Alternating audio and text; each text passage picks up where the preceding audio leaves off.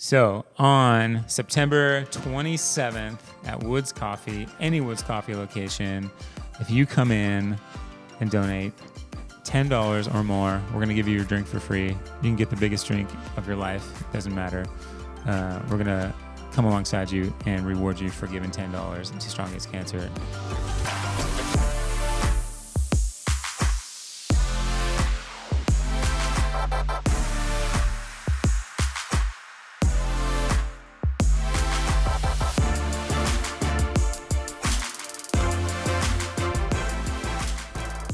Welcome to the Deeper Into the Woods podcast. Thank you so much for joining us today. I have two very special guests with me today from the Seattle Children's Hospital. Here at Woods Coffee, we have a mission to make a difference. And with that mission, we love to do events and donations and things like that, all within the realm of children and the needs of children. And so Seattle Children's Hospital was such a good fit for us to be able to partner with you guys. And what I want to do today is talk a lot about what you guys have coming up next month, which is September. We are recording this in August. So we're going to be talking about Strong Against Cancer initiative that Seattle Children's Hospital does. I've got Bray. Hello. And I've got Annie here from Seattle Children's. We're so excited for you guys to be on the podcast today. Welcome. Thank you for having us. Yeah, Thanks awesome. to Woods. Yeah. So I would love first to get to know you guys a little bit before we kind of get into your jobs and your world and Strong Against Cancer and Seattle Children's. Why don't you guys just give us just a little bit of who you are and kind of what does your life look like? All right. We'll start with Bray. Okay. You go first. Yeah. What does my life look like? Well, I am Brei, and I'm a mom of two kids. I have a 13-year-old boy, Talon, and Emerson is a daughter of ours that's 12, and I'm married. We have a dog named Honor. Yes, Labradoodle. And I'm a Western Washington University alumni, as is Annie. Go Vikes. So, yes, go Vikes. So Go Vikes. This area is a special place for me. So I spend a lot of my time when I'm not working driving my kids around as a full-time Uber driver. So spending time with our family on Whidbey Island. We have a house up there, so we like to go there and spend some time. Yes. And for work, I work on the Strong Against Cancer campaign, Children's, and it's important to me because not only do I work at Children's on Strong Against Cancer, I'm a cancer mom, which we can talk more about. Yeah, but, we'll get into your story. I'm excited to hear that. I've actually not heard your story, so this is going to be really, really cool to hear. So that's me. So. Well, I'm Annie. More about me, I guess, is my favorite show is Parks and Rec. Of course. I specialize specifically in naps, as Bray likes to make fun of me for. Yes. For going home from work, taking a 2-hour nap. It's your superpower. Yeah, I'm super good at it. Gotcha. Drives everyone in my house nuts. When I'm driving people around, she's napping. I am napping while Bray drives. Yeah. So we like to try to sync those schedules up. Smart play. I like to make grilled cheese pretty much any time of day. I think it's a great breakfast edition. Why not, right? Yeah. Mm-hmm. Are you plugging the Woods Coffee grilled cheese sandwich right now? I might be. Am I? I think I should be, probably. Yeah. It's your favorite. I think it's your favorite. I think it's my favorite now, too. I think it's your favorite. I think it is. What else do I like to do? I like to do your typical Pacific Northwest things, getting out, kayaking. Got my kayaks at Costco. They were a stellar deal. Nice. $250 for a kayak. Ridiculous. Such a good deal. So I like to take those out. I like to get out and hike in the North Cascades. Like Bray said, I'm a WW alum. And I actually, last time I was in Linden, I was out here getting my parents' new dog named Hank. And he is a chocolate lab. And he is basically a coffee table because he is so short and wide. And will really take you out at the knees. So he has no spatial. He doesn't know spatial. He does not have spatial awareness. Yeah. About 85 pounds. Yeah, we're just talking about spatial awareness. That'll probably come up a few times in the conversation. So Labradoodle. We just got a Labradoodle too. How old's your Labradoodle? She's 7. Okay, so you've had her for a while. Yes, and they are the best dogs. They're really, really good with kids. And she's super chill and at the same time. And yes, exactly. No, there's no shedding in our house. So they're really good dogs. What's the name of your dog? Molly. Oh, that's cute. She's like right now she's 7 months or so. So Oh, she's so still she's like kind of puppy. puppy. So Yeah. she's like teething right now. Yeah. She's lost her canine teeth and she's chewing everything. Yeah. She steals my shoes. Oh, And she has a knack for getting the insoles out of my shoes. She doesn't want the shoe. She just wants the insole Yeah. from inside of the shoe. Anyways. our doodle, love that she journey loves for her. socks. So it's something I think with shoe sock smells that they must. Yeah, Gross. because no, nasty. but it's I think it's a thing But, I mean, actually yeah, with them. it's a dog with thing. dogs. Yeah. Yeah, Hank Yeah, likes so to that's take awesome. towels. He's a towel guy. Towel? He'll rip any towel off of any surface, like the towel rack in the bathroom, the towels in the kitchen. But he doesn't want to do anything with it unless he sees you with it. Like if Has to you be were like, important to "Is you that a for towel?" them to and want he to just ruin. takes off. And it's your towel. Yeah. And it's like, yeah, it's almost always my towel. I don't know how he knows. I guess it's probably knows. smell. He but knows you. He's too He's good. jealous. Yeah, maybe, You probably. might be jealous. Yeah. Because This he's is not a allowed to have natural grilled cheese. segue into Seattle Children's Hospital. You know. Children and dogs. Yeah, children, dogs, it all goes together. And I'd love to know just how you guys got started in working with Seattle Children's. And I think we should start with you, Brei, because I think Yeah. your story is probably the most, it's just the coolest story, the most powerful story. Yeah. So why don't you just tell us a little bit about how you kind of entered into this world? Okay, yeah. So when my daughter Emerson was 3.5, and she's now 12, she became sick, and we couldn't figure out what was wrong with her. And when you're 3.5, it's kind of hard to communicate like what is actually going on. Yeah. And we took her to the pediatrician several times, every single week, because it was just kind of parents' intuition that something wasn't right. She was very lethargic and not feeling well and just not herself and always complaining that she didn't feel good and she wasn't sleeping and wasn't eating. So we did that for almost 8 weeks of back and forth from the pediatrician's office. And they finally did an x-ray of her chest because they thought she had pneumonia. And she had the tumor the size of a mango on the left side of her chest. Wow. That was pushing her lungs and her right, like across the center of her chest on the right side, which is very dangerous. So we immediately went to the emergency room at Seattle Children's. And so began our life as cancer parents and Emerson's cancer journey. She was diagnosed with high-risk neuroblastoma, which is one of the most aggressive types of cancer in children. And we spent the next 15 months in and out of the hospital, receiving treatment. She received, because it's one of the highest aggressive cancers, it also requires a lot of treatment and very aggressive treatment. So she had 5 rounds of chemotherapy. She had a surgery to remove her tumor, and then she had an autoimmune stem cell transplant. And then she had 21 rounds of radiation over at UW. We went every day. And then she had 6 rounds of immunotherapy treatment. So we spent over 100 nights at Seattle Children's and received incredible care from the nurses and doctors there, which we will forever be grateful for. Yeah. So luckily today, Emerson is doing well. She's a 12-year-old getting ready to enter 7th grade. So lots of middle school angst there. But along with all her treatment comes a lot of harsh side effects. So she has hearing loss. She has alopecia in her hair, so her hair has never grown back to what it was. She has executive function planning issues, so she has some trouble with school, mainly in math. She has some thyroid issues. She's got pulmonary issues. She only has about 70% of lung capacity because of all the radiation she had. So we still spend a lot of time at Seattle Children's as her being a patient. So and now that she's getting to be 12, it's also hard for her to kind of understand what happened to her and know her story. So that's been interesting going into middle school too. So we're dealing with that. So with that said, I became a family advisor at Children's, which is a volunteer role that you can do to give feedback, which is an amazing thing about the hospital is they ask families to participate in lots of different things and get your opinions about care and building when they build new buildings. They want feedback directly from patients.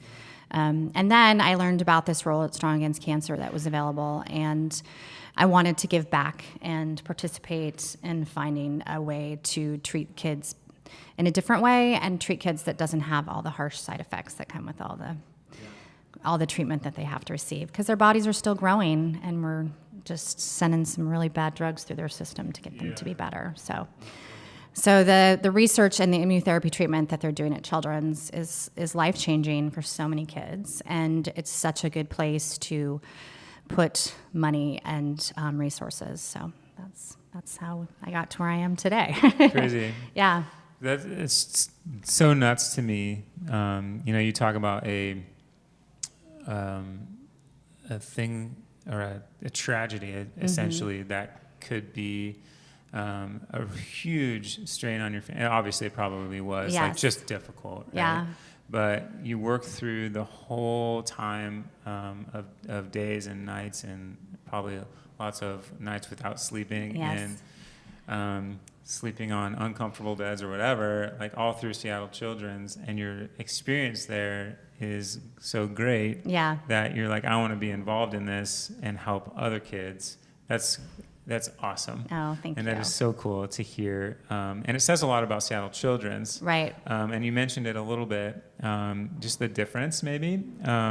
What are some of those things that set Seattle Children's apart from like maybe somewhere else, some other hospital? I don't even know like what the options are, but what is setting Seattle Children's apart in your mind?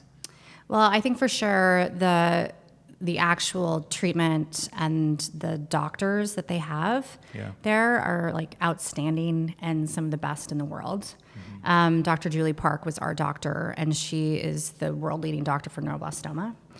So for us, there was no other place we were going to go. Yeah, you're gonna go to the best. And how lucky we were to have her in our backyard, basically. Right. And then the care, I mean, the nurses at Seattle Children's are, in my mind, the best there are. I mean, they are, the ones that are there with you the entire time along the way, and they almost become like family and friends because you see them more than you see your family and friends. Because as you mentioned, like, it's a life-changing experience. It affects your whole family. It's very hard on my son, who's 13, who is a year older than his sister, his experience with it, and he has side effects that, that affect him emotionally of how it happens. So I'm just grateful that, Seattle Children's takes the time to get really good not only doctors and nurses to staff, but also understands that the community around them wants to participate and be involved, and which is great because it's like a team and joint effort, right? Totally, yeah. I had the opportunity to tour with Annie and Ashley. I toured the hospital with my family. So my 13-year-old now and my 10-year-old got to tour the hospital. I wanted them to see it and to just understand what that is. As two kids who haven't been through anything like that, they've been fortunate to have good health. But I wanted them to experience it, and I'm thinking like, okay, it's gonna be like a hospital. Right. I'd never been there, and it wasn't. Like, it was like, this is like, they did such a good job of like making the walls like with creatures and like just fun stuff, and it feels more like a fun store or something, like just so kid friendly. And I was blown away by just the heart and the level of detail and above and beyond nature of like, how do we make this not feel like a hospital to a kid? How do we make this not scary? How do we make it really approachable? And I was just blown away by that. And so my kids came away almost like I was hoping that they'd be impacted by sort of the reality of like, not every kid gets to live the way that you live, and I want you to be grateful for the way that you live.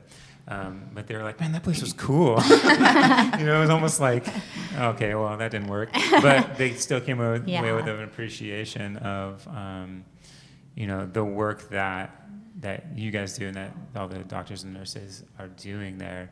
And it was just such a cool thing to experience, and I'm glad that you invited us over and we were able to experience that, because we're so grateful for that perspective. Right. And it allows us now as Woods Coffee, as a company, to come alongside of something that we know what it looks like and we know what the impact is now. Right. And I'm excited to even hear, Bray, what you say is like we have lived this from the kind of the nitty gritty side of it all the way up to like I want to be involved in it now. Right. And this will always be a part of your life. It sounds Definitely, like. yeah. And so I just think that's such a cool story. Oh, and thank you. Yeah. All the more reason to jump in and to just support and to just empower people to really get involved with Strong Against Cancer all throughout the month of September. So Annie, tell us a little bit about like how you came to be involved with Strong Against Cancer, with Seattle Children's, and a little bit of your journey too. Yeah. I mean, on a much lower scale, mine comes with family involvement similar to Bray's. My brother, who was born before me, was a preemie. And I don't know how much you know about preemies, but male preemies actually have a lower survival and success rate than female preemies. And I think it has specifically to do with the lung development. And he was born about 2 months early, a little bit more than 2 months early.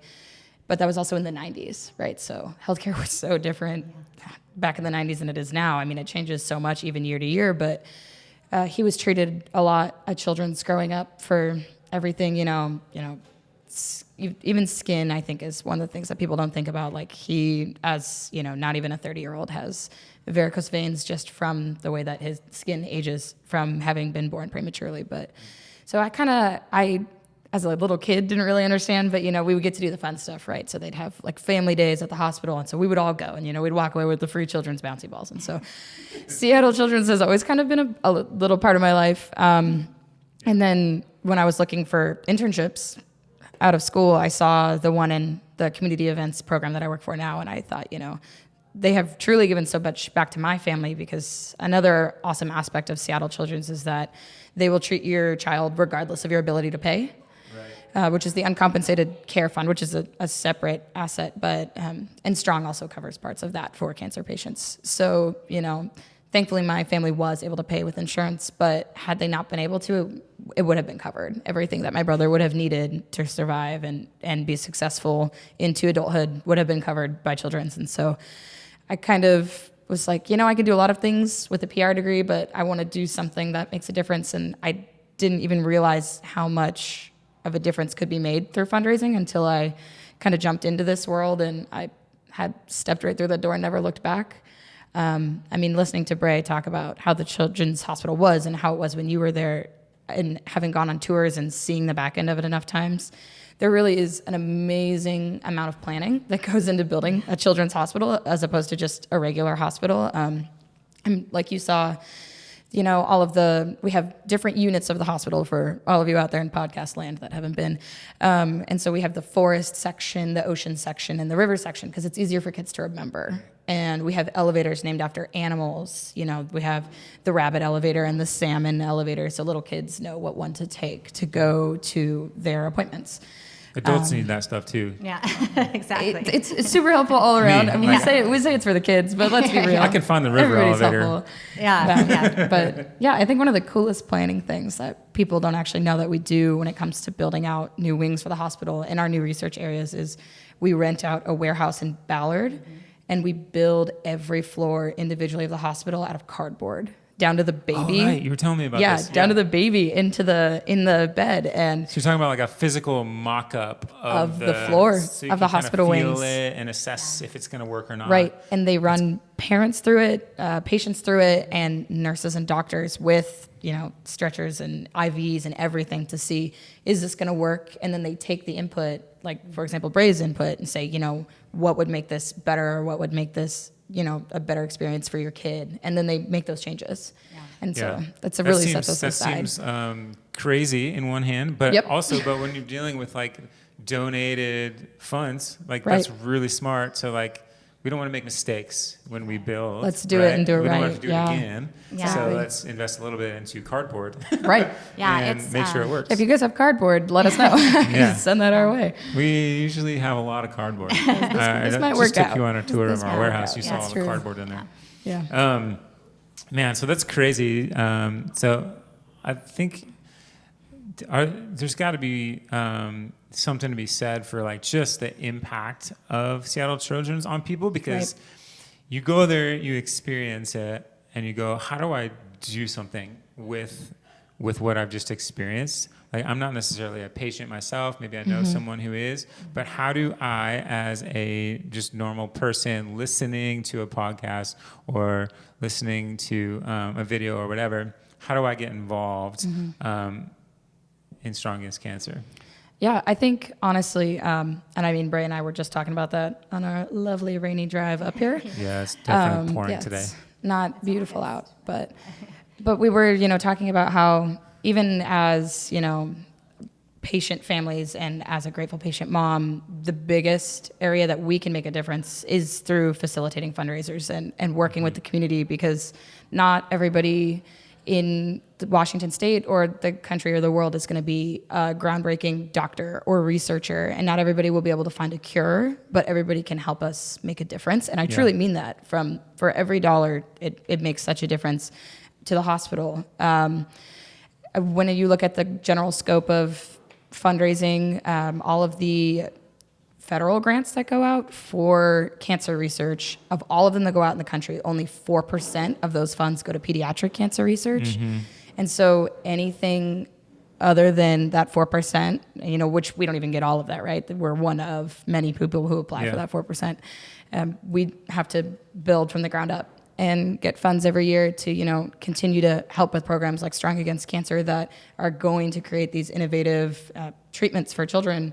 And that starts with community fundraising and with partners like Woods and every barista out there helping us, make a donation and make an ask in September. So, we're really grateful to have you guys. Yeah. So give us a little bit of a scope of what's happening in September. So you've chosen September as your sort of fundraising month, where it's like all things, donor is all in the month of September, and we're calling it September Strong, right? So that's sort of the brand is September Strong, and we're essentially working through all these different events that you guys do.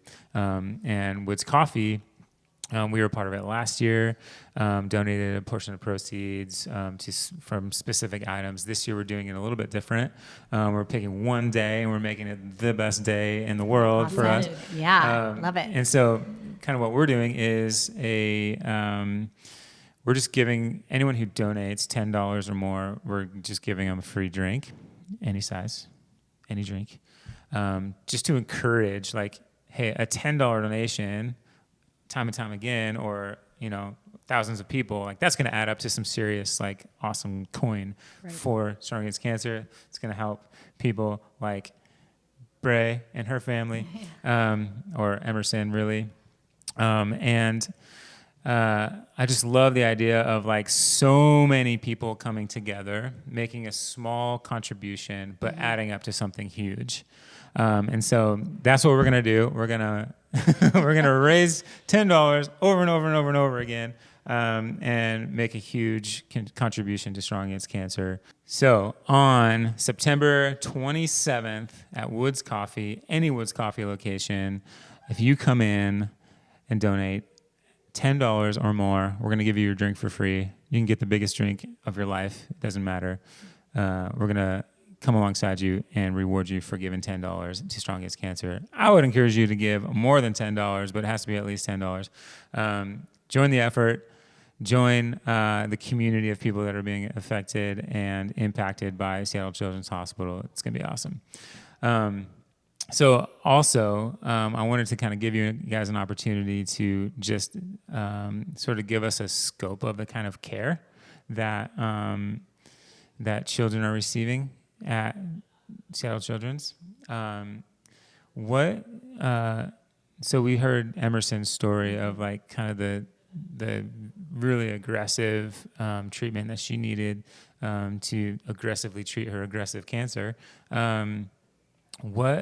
What's sort of the scope of care that Seattle Children's is providing? Well, Bray, I can speak to the science if you want to speak to the actual treatment. But I think One of the biggest things going on right now is that we're doing some crazy, amazing research for cancer treatment. And so through that, I'm sure you would have heard of it now because of the tour we took you on, but for everybody else, it's called immunotherapy, which is the re-engineering of your body's T cells. So they actually extract T cells, and T cells are what fight cancer antibodies. And when you get cancer, your body's T cells are unable to fight the cancerous cells. And so we will take T cells out of a patient's body, and then in the lab re-engineer them and attach essentially what we just call as like a little arm. So we attach an arm to all of these T cells, and that essentially retrains the T cells how to fight cancer antibodies. And so we're taking a patient's own T cells, adding the arm, re-injecting them into the patient, and then they just go through and catch all of the cancerous cells themselves. And I'm really excited to tell you that right now we have about a 93% remission rate for all of the patients who have received immunotherapy. That is nuts. I love it. It is nuts. It's a really high number. And the even cooler part about immunotherapy is that a patient does not have the harsh side effects like chemotherapy. It's flu-like symptoms for 2 weeks, and you're on your way. No hair loss, no nothing. No long-term side effects. And, as Bray was saying, I think that's one of the biggest things that people don't think about. Chemotherapy is really hard on your body in the moment. But when you're treating an adult, you don't necessarily have to think about the same side effects that you would with a child, because moving forward, that child will, hopefully grow up, have an awesome life, maybe get married and have kids, but sometimes they can't even have kids because chemotherapy has affected their fertility. But immunotherapy just is the reharnessing of your own body's ability to fight your cancer. And so that's kind of what we've been working on right now, and it's going really well, and we're really excited about it. Yeah. So obviously research and staying ahead of cancer in a sense, right? Yeah. Is sort of the strategy for Seattle Children's, and getting people involved in that is a big deal, right? Shout out to Dr. Jensen for all of his amazing research in immunotherapy. Exactly. Yeah. I would say that, there's over 200 kids that have been enrolled in the immunotherapy program. And we now have 10 clinical trials open. And it's been with blood cancers, and leukemia was the main focus at the beginning. But because of all our efforts and fundraising, and because of Woods and folks wanting to donate towards our research, we're now starting clinical trials with the brain and solid tumors. Yeah. So for like Emerson, luckily for us, she has passed her 5-year mark of, that's the time when you think, okay, I think we're good, and we're far enough away where we hopefully will not relapse. But to have, when you go through cancer and to think, what would I do next? What's my next plan of attack? There's not really much out there for these kids that go through all these treatments. Yeah. So immunotherapy gives hope to so many families to know that there is something else we can try. This is the last defense, really. Yeah. The intent is that this will eventually be the first line of defense, and change the way we treat kids. I mean, we've been treating kids with chemo and radiation for 200 plus years, and it's time to kind of change that for our children and make it better. So, but as far as Seattle Children's and all, we see kids for all different reasons, for all different things, from, skin rashes to diabetes to eye issues to heart issues to lung issues. There's a long spectrum of clinics and reasons why people come to Seattle Children's. And it's the place to come if you have and need answers for your kid, for them, if they don't have, a standard issue happening with them. So, yeah. Really cool. Yeah. So everyone listening, they're going to donate. Like, I've just asked them to do it. And so they're going to do it. Well, that's great. You're going to do it, right? Ryan said. I told you to do it, so you're going to do it. So when they donate, let's just get like nitty-gritty detail. Where does the money, so if I give $10, where does that $10 go? Sure, yeah. Well, I feel like I got to tell you, one of the coolest things so far is every organization has overhead costs, right? And so I think like some organizations really only give about a 10 per, like if you give $1, 10 cents of it goes to cause. Yeah. 89 cents on the dollar of every donation to Children's Hospital goes to the direct cause, which is awesome. And I think, when you're donating to Strong Against Cancer, in this sense, it's going to immunotherapy trials. But I mean, there's also a general just research side that it's going to. And it also goes to, the Strong Against Cancer Uncompensated Care Fund, which is helping pay for cancer care for all of these families. I mean, I think that one of the biggest concerns, in addition to a child's health, like the secondary concern for parents, is how are we going to afford this? Yeah. We have an awesome patient mom also that I think she's friends with Bray, Nina Hufford. Her son. Probably all family now. I know you guys are all bonded. Yeah. But Nina was saying that when she went to the pharmacist and they had their first round or whatever of doctor's visits and they were getting medications, the first bill came up, the total came up at the Seattle Children's Pharmacy, and it came out to a couple grand for prescriptions alone, not to mention chemotherapy, radiation, any of those other treatments, which come into tens of thousands of dollars that most of the time insurance does not cover.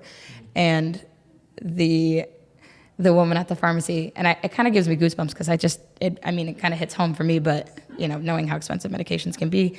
But the pharmacist said, "Oh, hold on 1 second," and checked her file and was like, "Your financial aid application has been approved. This is taken care of by Uncompensated Care." She paid nothing. Wow. She walked away with a couple grand worth of prescriptions for Rourke before his chemo, before anything else, for free. So, that's so cool. all covered by Seattle Children's amazing donors and partners like Woods, and all 350 of your employees played a huge part in that and played a part in Rourke's success. So thank you guys. Yeah, I can only imagine, like, okay, your kid is sick, Right. and the money is like probably just flying out. Right. like you're just thinking, like, how in the world are we going to pay for this? Like, Right. we're going to do it. We're going to do anything. Right. Like, I'm going to do anything to save my kid. Yep. But I have no idea how I'm going to pay for this. Yeah. And so that's just so cool. Like, step in the gap for families who need it. And I just love the forward-thinking side of Seattle Children's too. It's we're not just going to cure the cancer, but we're going to go after new ways to do it so that the side effects aren't as harmful, or there's just a new angle that we can take to make it even better. And I really like that approach at Seattle Children's. Sorry, you were going to say something.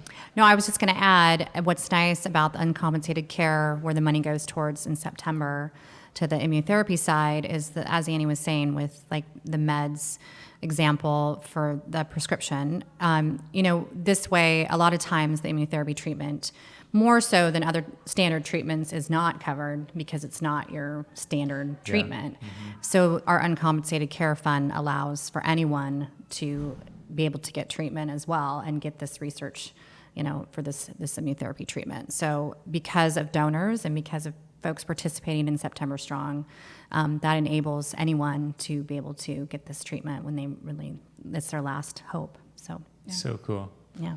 Yeah.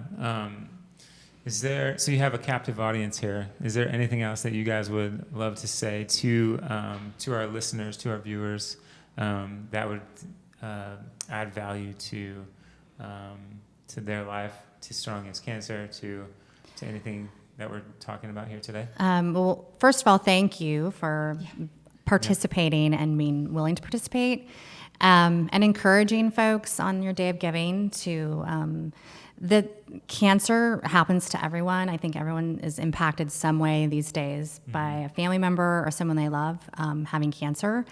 But a kid getting cancer is like the worst diagnosis possible as a parent. And so giving back to our kids and giving them better than what they have today and helping make a difference is seen even in the smallest donations of whatever you can give. Yeah. So thank you. Yeah. I mean, I think I'd also like to say thank you to, Woods and all 350 of you Woods Coffee fellows out there for supporting us again this year. I think that I agree with Bray. The degree of separation from Seattle Children's is so slim. I really encourage you on the day of giving on September 27th to, when you're asking a customer to donate, ask them, have you heard of Strong Against Cancer and Seattle Children's?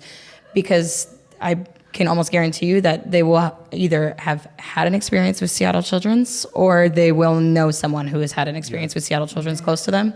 We kind of joke we can't wear our badges in public for that reason, because everyone will tell you when you get stopped, you can't get anywhere. It's like taking a puppy somewhere. They won't tell their story. Yeah. Yeah, and so you will hear so many amazing stories, and I think you will walk away with such a meaningful day and such a meaningful experience to hear all of the amazing ways people have been supported by the hospital, because I myself am amazed by it every day. I mean, just today, this was the first time I had heard Bray's story, and it, was amazing to see what her experience was like. So thanks, and we're looking forward to the 27th. Yeah. Yeah, absolutely. We will be there. So will I. Yeah. All right. Oh, perfect. Everybody should be there. 10 So coffees. let's say someone, maybe they're not in proximity to a Woods location, and they're not able to give in the way that we've set up. Sure. What are some other ways that people can get involved with the Strong Against Cancer month of September, September Strong? How can we get involved beyond the Woods Coffee event? Well, you can certainly give online if you're interested. StrongAgainstCancer.org. We have a donate now. Yeah, and we have some awesome other businesses that are maybe in a little bit closer to proximity to where they are throughout the state, and they can check those out as well on strongagainstcancer.org. But I really encourage you to get in the car and head to Woods, because I don't know if you guys have had their cold brew with vanilla, but it kind of is like a life-changing deal. And the grilled cheese, right? And the grilled cheese. Yeah. And the grilled cheese. Yeah. But if you can make it out, we would love to have you. Yeah, our website will list all of our partners for September Strong. And so again, strongagainstcancer.org, and you can give just right online as well. So perfect. Yeah. Or you can call Annie or I, and we'll come up Pick with up the lots of phone. ideas. Don't give out your phone. Don't do it. Man, well, ladies, thank you so much for joining us you, today. Ryan, for having us. It was Thank a pleasure you. to have you Yeah. on the podcast. We're going to be hanging out a little bit more today, Yeah. but I just wanted to thank you, and best of luck for the month of Thanks. September. Oh, thank you. It's going Thank to be you guys. a good year. I can Best feel year it. yet. Yes, Good. we can too. Yeah. Awesome. Hey, thanks so much for listening or watching. Make sure that you are reviewing this podcast. Rate it, give it that 5-star review, subscribe, and maybe hit the bell on YouTube, wherever you're watching this, listening to it. Subscribe to the podcast. Thank you so much for watching or listening, and we'll see you next week.